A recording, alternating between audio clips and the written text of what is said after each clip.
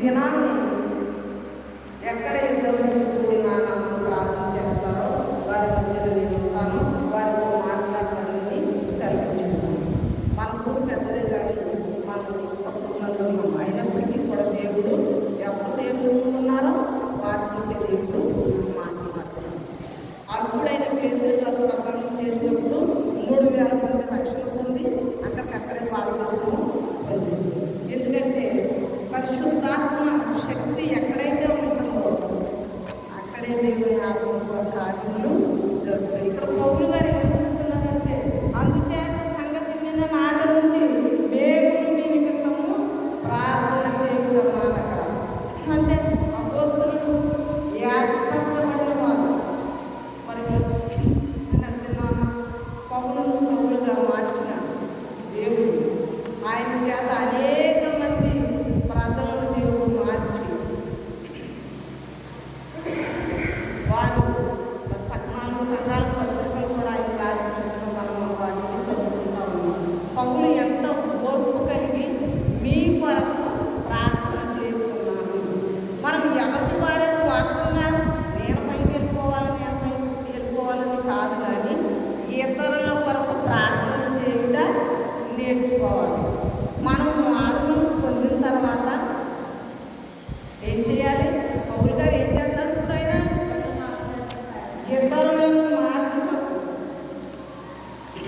మీ నిమిత్తము ప్రార్థన చేయడం అనగా మీరు సంపూర్ణ జ్ఞానం, ఆత్మ సంబంధమైన వివేకము, తాతయ్య 2 రోజులు చెప్పారు కదా, వివేకము అవివేకము 2 కూడా మన హృదయంలో నుండే వస్తాయి. మంచిది ఏదైతే దానిని మనము చేపట్టుకోవాలి. అవివేకమును విడిచిపెట్టాలి, వివేకమును చేపట్టాలి. ఇక్కడ అవివేకము గలవారు ఆయన చిత్తము సంపూర్ణంగా గ్రహించు వారిని ప్రతి సత్కార్యంలో సఫలంగా ఉండవు. అంటే మనం ఏ పని చేసినా అది సంపూర్ణంగా చెయ్యాలని పౌలు గారు కోరుకుంటా ఉన్నారు. ప్రియమైన దేవుని బిడ్డలారా, ఈ దినము మంచి మాటలు దేవుడు మనకి బోధిస్తూ ఉన్నాడు. మంచిని చేపట్టాలి, చెడుని విడిచిపెట్టాలి. దేవుని విషయమైన జ్ఞానం అంటే జ్ఞానంలో చాలా జ్ఞానాలు ఉంటాయి. లోక సంబంధమైన జ్ఞానం,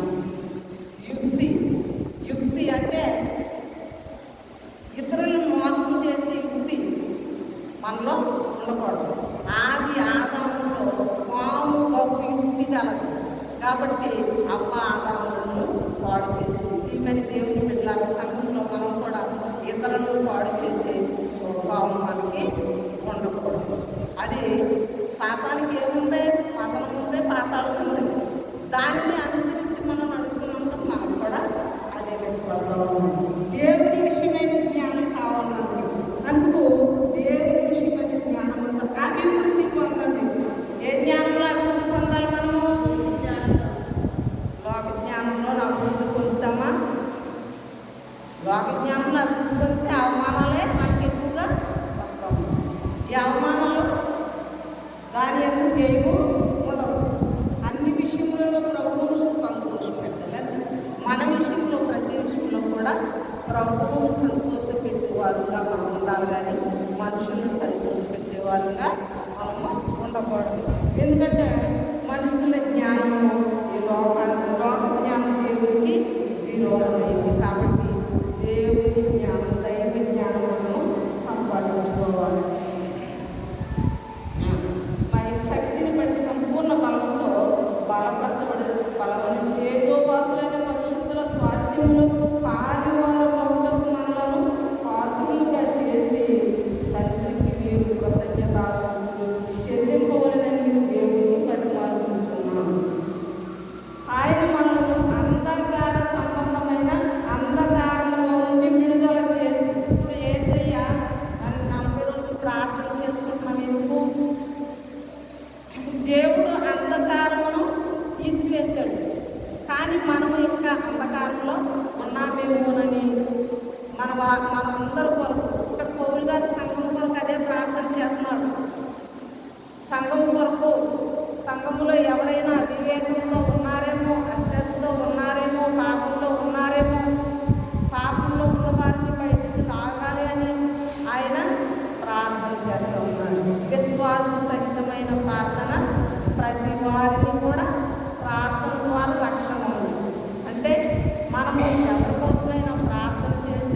వారు ఖచ్చితంగా రక్షించబడతారు, స్వస్థత పొందుతారు, మారు మనసు పొందుతారు, విశ్వాసంలో బలపడతారు. దేని ద్వారా? ప్రార్థన ద్వారా. అందుకని పౌలు గారు ఈ కొలస్సీ సంఘం కొరకు ఆయన ప్రార్థన చేస్తూ ఉన్నాడు. మన అవసరం వచ్చింది. ఆ కుమారుని యందు మనకు విమోచనము అనగా పాప క్షమాపణ కలుగుతున్నది. ఇప్పుడు యేసయ్య ద్వారా మనకి పాప క్షమాపణ కలుగుతున్నది. ఈ లోకంలో మన కొరకు ఎవరు సిలువేయబడలేదు, మన కొరకు ఎవరు కూడా బాధలు భరించలేదు. ఎందుకంటే యేసయ్య మన పాపములు, మనలో ఉన్న ప్రతి పాపమును కడిగివేయడానికి ఆయన మన పాపముల నిమిత్తం ఆయన సిలువ వేయబడ్డారు. ఈ సిలువ ధ్యానం ఈ 40 రోజులు ఉపవాసం ఎందుకంటే మనము మారు మనసు పొందాలని వాక్యం చేత దినదినము కూడా మనకి బోధించారు. మన బాధలో ఉన్నప్పుడు, కష్టంలో ఉన్నప్పుడు, రోగంలో ఉన్నప్పుడు దేవుడంట వాక్యము మనకు సిద్ధపరిచి పంపిస్తాడంట. అది మనము విని మారు మనసు పొందుతామని అనేక మంది నుండి దేవుడు మాట్లాడుకుంటాము. అలాగే కొన్ని చూడమ్మా, రోమిలకు రాసిన పత్రిక 8వ అధ్యాయము మాకు వరకు వచ్చింది. కాబట్టి ఇప్పుడు క్రీస్తు యేసునందున్న వారికి శిక్ష విధి లేదు. సరే, యేసు క్రీస్తునందున్న వారికి శిక్ష విధి లేదు. అంటే మనం ఏమనుకుంటాం? మన పాపముల ద్వారా మన దోషంతో మనమే దూరంగా ఉంటాం. ఎందుకంటే మన కొరకు ఆయన యుక్త కాలంలో మన కొరకు ఆయన సిలువ వేయబడ్డారు. ఆయన రక్తం ద్వారా మనకు పాప క్షమాపణ, ఆయన రక్తం ద్వారా మనకి రోగములు స్వస్థత, మనకి లోకంలో మనకి ప్రతి పాపం నుండి కూడా యేసు రక్తం మనల్ని విడుదల చేసింది. కాబట్టి ఇప్పుడు మనం యేసు క్రీస్తునందు ఉండాలి. మారు మనసు పొంది రక్షణ పొందితే ఆయన ఎంత ఉండాలి? ఆయన ఎంత ఉన్న వారికి ఏ శిక్ష విధి లేదు. ధర్మశాస్త్రం అంతా అయితే వ్యభిచారం పట్టబడిన స్త్రీని రాళ్ళతో కొట్టి చంపేయాలి. మరి యేసయ్య ఈ లోకానికి వచ్చిన తర్వాత దాన్ని కొట్టి వేసాడు. లేకపోతే మనం భూమి మీద బతికి ఉండకూడదు. కనుక యేసుక్రీస్తు వారు, యేసుక్రీస్తు ఉన్న వారికి ఏ శిక్ష విధి లేదు. అపోస్తలుడైన పౌలు రోమా సంఘానికి రాజు ఈ మాట చెప్తా ఉన్నాడు. తర్వాత అపోస్తలుల కార్యములు 2:38 చూడము. 2వ అధ్యాయము 38 వచ్చింది. మీరు మారు మనసు పొంది పాప క్షమాపణ నిమిత్తం ప్రతివారు యేసుక్రీస్తు నామమున బాప్తిస్మము పొందుడి. అప్పుడు మీరు పరిశుద్ధాత్మని వరము పొందుతారు. చూసారండి, మీరు బాగా ఈ మాటని చదవాలి. మారు మనస్సు నిమిత్తము పాప క్షమాపణ నిమిత్తము మీరు ప్రతివాడును యేసుక్రీస్తు నామమున బాప్తిస్మము పొందగలరు. బాప్తిస్మం పొందిన తర్వాత ఏమిట? పరిశుద్ధాత్మను వరమును పొందుతారంట. గ్రహించాలి. ఇక్కడ యేసుక్రీస్తునందు ఉన్న వారికి ఏ శిక్ష విధి లేదు. దేవునిలోకి వచ్చేసిన తర్వాత నమ్మి బాప్తిస్మం పొందిన వాడు రక్షింపబడును, నమ్మని వాడికి శిక్ష విధించబడును. బాప్తిస్మం పొందిన తర్వాత పరిశుద్ధాత్మను వరమును మీరు పొందుకుంటారు. పరిశుద్ధాత్మ శక్తి చేత యేసుప్రభు వారి ఎంతో గొప్ప కార్యాలు మీరు చేయగలుగుతారు. ఎందుకంటే ఆయన అధికారం ఇచ్చారు కాబట్టి గొప్ప కార్యాలు. పరిశుద్ధాత్మ ఎప్పుడు వస్తుంది? యేసయ్య యోర్దాను నదిలోకి వెళ్ళి బాప్తిస్మం పొందిన తర్వాత ఆత్మ పావులో మూలే ఎవరి మీదకి వచ్చింది?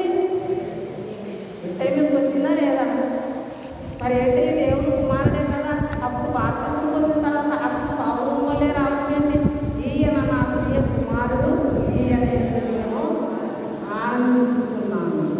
ప్రియమైన దేవుని బిడ్డలారా, బాప్తిస్మం పొందిన తర్వాత పరిశుద్ధాత్మ వరం మన మీదకి వస్తుంది. వచ్చిన తర్వాత అప్పుడు వరకు వాక్యం చెప్పలేని బిడ్డలు వాక్యం చెప్తారు, పాటలు పాడలేని బిడ్డలు పాటలు పాడతారు, బైబిల్ చదవలేని వాళ్ళు కూడా చదివేస్తారు. వచ్చేది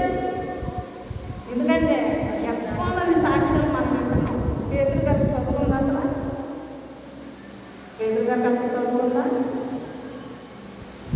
మరి ఎందుకు అంతమంది రక్షింపబడ్డాడు? పరిశుద్ధాత్మ వరము